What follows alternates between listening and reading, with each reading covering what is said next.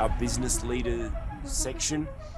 And let's talk about an organization that no longer has shareholders or public shareholders. That is Twitter.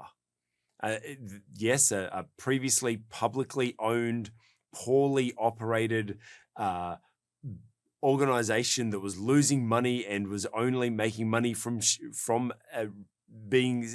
shares being sold rather than actually from their business. Elon Musk finally, after what's it been, months and months and months, finally bought Twitter for $44 billion. It is now a privately owned company again, and he is shaking things up. Let's talk about some governance here, Dr. Rob, because we're talking about when leaders change. Well, some leadership has changed in Twitter. The CEO, the CFO, as well as the head of the legal, has all been fired, and there's probably a lot more to come. What's your take on an organization? Now, obviously, there's a lot of background information as to why Elon's firing these people. I think it's a good place to start because obviously there's a really bad culture and there's really bad issues. The company hasn't been profitable, and so you would fire the CEO and the CFO, as well as there's been obviously legal issues. So the head of legal policy has been fired. What happens inside an organization from a governance standpoint when you have such a major change in leadership? Elon Musk coming in, and then CEO, CFO, head of policy going, as well as probably a whole bunch more. What happens from a governance standpoint, first of all, in an organization when there's a big shift like this? Well, governance still has to go on. So there still has to be governance. And governance, among other things, is responsible for culture, is responsible overall for policy, is responsible overall for strategy. So those are three primary areas that are the province of governance. And whether or not you have a board or a single person at the helm, the role of governance still has to be carried out. So, yes, it's understandable that the new owner wants a change in culture. Culture does come from the top. Yep. It must. It's not. It will bubble up from below, by the way, but it won't necessarily be the culture that you want. So, culture is something that really has to come from the top. It's difficult to impose. It has to be modelled. It has to be reflected in policy. It has to be reflected in mission. It has to be reflected in strategy. And then you've got to make sure that the people you employ are people whose own personal values align with the culture that you either want to maintain or are trying to establish. So it's not at all unusual when there's a change of ownership to see all the senior leadership cleaned out. So in that sense, Elon Musk hasn't done anything that many others would do in that takeover phase or that establishment phase of the new ownership. Now, the downside, of course, is that it might be a good thing to get rid of a lot of the senior management because you want to change the culture, but they also take a lot of information with them. Yeah. A lot of information in people's heads that can't be put down on paper. So the downside is that with those people going, and most of them only had, I think, like a day or half a day's notice, although I suppose they were anticipating. Yes. But there's a lot of knowledge that walks out the door. And so that can leave a significant vacuum, which is very, very difficult to fill. I think Elon's big task now, well, number one, he's taking on the role, as I understand it, managing director. Now, he's got a lot of fingers in a lot of pies. Yeah. He's undoubtedly a talented person, but he does need to be very, very careful that he doesn't have too broad a span of control, because if he does, he's going to take the eye off the ball somewhere, whether that be Twitter or whether that be his car division or SpaceX or wherever it happens to be. So he needs to watch that. He does also need to take great care in any new appointments he makes to ensure that he's appointing people whose own personal values align with the culture that he wants to establish. Now, he says that what he really wants is for, Twitter to be the digital equivalents of a good old-fashioned public square, Yeah. where people have the freedom to express their views within certain limited constraints. Yeah. And he and many others claim that that hasn't been the case in recent years on the major social media platforms. So I don't know whether that answers the question, but governance is a big issue. Yeah. It's a difficult issue to tackle, and I would imagine he's having a few sleepless nights over that right now. Well, apparently he doesn't sleep anyway, so it doesn't matter. He normally curls up under his desk and sleeps a couple of hours and then gets back to it. So yeah, and you mentioned the effects of his other companies. Yeah, the share prices have dropped since this whole announcement, and they've dropped quite a bit. Yeah. He didn't have $44 billion cash in his pocket. No.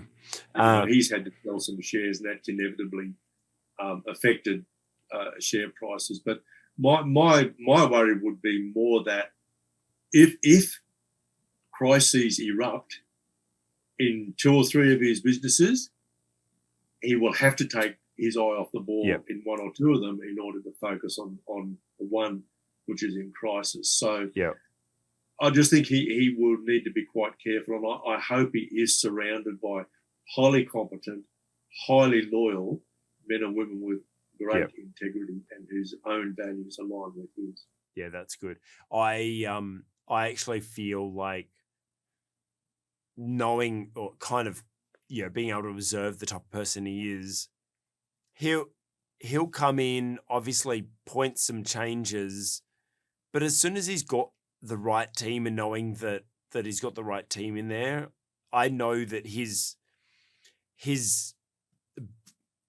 the way his brain works will be more focused towards things like Tesla and SpaceX, because they're innovative, like they're things that he can develop and grow. Look, he's probably more an entrepreneur than he is a manager. Yes. Yeah. And I can't see that he'd want to necessarily be managing director for a long time. No. At Twitter. So once he's established the kind of culture that he's looking for, he will probably relinquish that position. And maybe this is a conversation for another time, but entrepreneurs and managers are not the same. No, 100%. Entrepreneurship involves a lot of creativity, a lot of reflection, a lot of innovation. Good managers, as it were, come after that. Yes. And on the whole, entrepreneurs don't make really good managers, and managers don't make really good entrepreneurs. And you don't always have a combination of both in the same person. And they're both forms of leaders. Like it doesn't mean that just because you're one or the other doesn't mean you're not a leader, or doesn't mean you have to be both. You need to know what your path is. You need to know what your calling is, because they are completely different callings. So obviously, Dr. Rod, not everyone is able to have CEOs and CFOs and not necessarily be firing them. However, there'll be many people running organizations, whether they be ministries or businesses, that have some toxic people in quite significant leadership roles that they need to get rid of. Obviously, you've heard the old adage of hire slow, fire fast, that kind of thing. And we always encourage our clients, like when they have a trouble, when we have a troubled staff member, get rid of them straight away. Even if they've got their 2 weeks, 4 weeks, whatever their contracted time is, still pay them for that time, but get them out now. Like, get them out, because you don't want them sitting around making a mess, spreading toxicity, stealing information, whatever. So obviously Elon got rid of these people and didn't give them any notice and just told them out because he didn't want them to take stuff. How do we manage that? Because obviously key people, like you said, they've got the information in their brains. Not everything's documented. It will create a big vacuum, a knowledge vacuum, as well as a skill vacuum in our organization. How do we promptly get rid of people that are in key positions and protect the operations of our organization? Look, it's not easy, and different jurisdictions have different rules.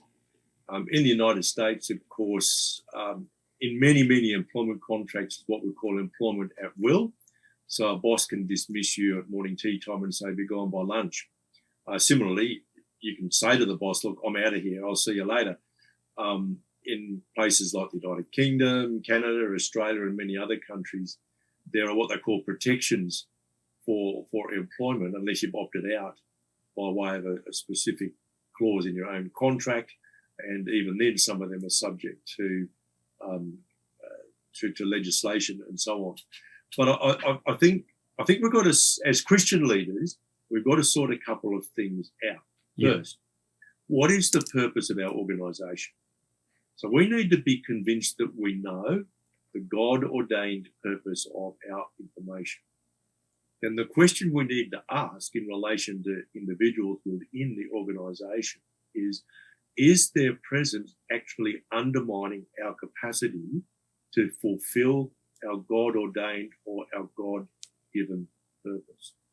Now, a lot of Christian leaders make the mistake of saying we have to be forgiving, we have to extend grace, we have to extend mercy. And a lot of people will criticize me for saying this, but if you've got a God-given purpose for your organization, you can't undermine it by employing the wrong people. Mm-hmm. And in fact, it has been argued, and I agree, that it's not an expression of neighbour love to keep someone in an organisation when they're the wrong fit. Yes. If they're a square peg in a round hole, it's not good for your organisation. It's not good for them either. It's not good for the team because the team will have to be carrying the weight and put pressure on them. No. Yep. Mm-hmm. Not at all. Now, the other thing is God is our provider, not me as a Christian leader or as the director of an organisation or as the CEO or whatever. Now, you've already alluded in your foregoing comments, Craig, to the fact that there are ways of doing it. You've got to do it, but there are right and wrong ways of doing it. And you've already mentioned that if their contract says there's a 4-week period or a 6-week period, then pay them out. And I would say go beyond that if you can. Help them find another job. Help the square peg find a square hole, because that's the neighbour love thing to do. But I would also say this: don't undermine the purpose of your organisation in doing that. Yeah. And look, I've been asked for advice on this. The chair of a board asked me once in relation to a very senior person, look, this person really is undermining everything we're trying to do. How do we get rid of them? Should we get rid of them? I said, yes, you should. But if you can afford to, look, this person clearly is having great difficulty in fitting in with the values of your organisation. Therefore, it's not good for them and it's not good for you if they stay. And it was a Christian organisation, by the way. It's not good for them, it's not good for you if they stay. But to the extent that your budget can sustain it, help them through to their next position. Yeah. If that means allowing them to use, computer resources, whatever resources of the company, let them do that. If that means paying them even beyond whatever contractual or legal obligation that you have, do that, because neighbour love really demands that we help people find the right job for them. Yeah. But I think it's very, very important that as leaders, we guard. See, we are the guardians of the organisation that God has created for a purpose. Yeah. We are not the provider for our staff. God is their provider, and we must not try to play God. That's great. Yeah. We can find ourselves in that position way too often, I suppose, that it is something that we need to check ourselves on as leaders. It's like, just remember, you're not their savior. There's only one savior, right? You're not their provider.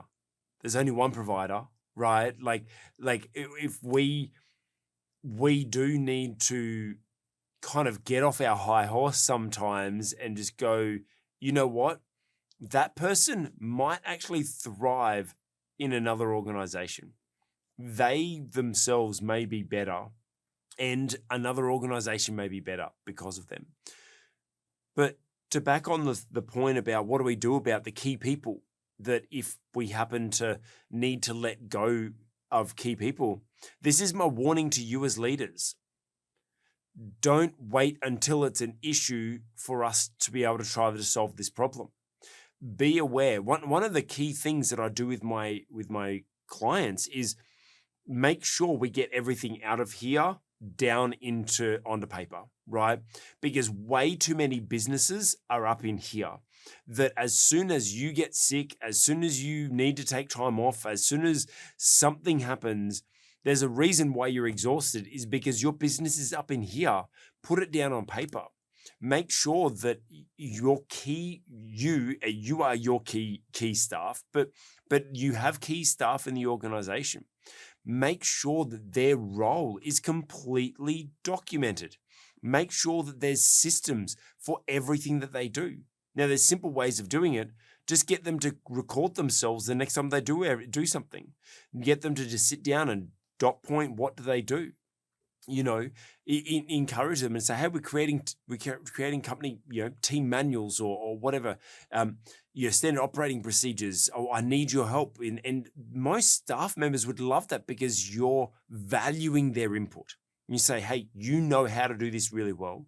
Can you please create a screen recording of how you do that the next time you do it, or next time you do something, I'm going to film you on my phone and then we'll document that, or next time you do something, can you just create a checklist for it? Right now, it doesn't have to be done all next week, right? And this is what I mean by let's not worry about, oh no, we're about to fire someone. Now I need to get them to document everything before they leave. No, do it now over time so that you can document your systems and procedures, because that's how you actually get free from your business. That's how we're talking about entrepreneurialism being the answer. This is how businesses grow.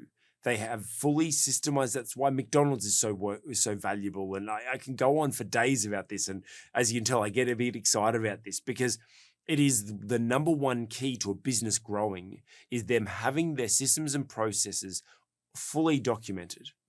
Because then it's easier to hire new staff. It's easier because now that really good staff member that you have, they've documented all of their tasks. Maybe they can delegate some of those tasks and they can focus on what they're actually really good at. Maybe they're really good at sales, but they're caught up doing a whole bunch of data entry or whatever, but now it's all documented and automated. Maybe they can focus on just doing their sales or training up new salespeople so that you can grow your organization. There's endless examples of that. That once everything's documented, people can be free to focus on what they're gifted at, what they're called to. And so look, there will be times that you're going to have to get rid of key staff members. Do it quickly. Do it generously, like Dr. Rod said. Make sure you see them out with love, encourage them, support them to be able to move and transition into the next role well. Do that well. Obviously, Elon didn't do that quite well. He just showed them the door and out, but we can learn, right? But understand it is going to leave a void. So make sure we prepare for that by creating our systems and procedures along the way. Hi, you just watched an excerpt from the On the Cube Leadership Podcast. If you liked it, give it a thumbs up. Put a comment below to share your thoughts on what we discussed. And hey, if you'd like to watch the full episode, click the link and you can see the full episode and consider subscribing to our channel. It would mean a lot to us.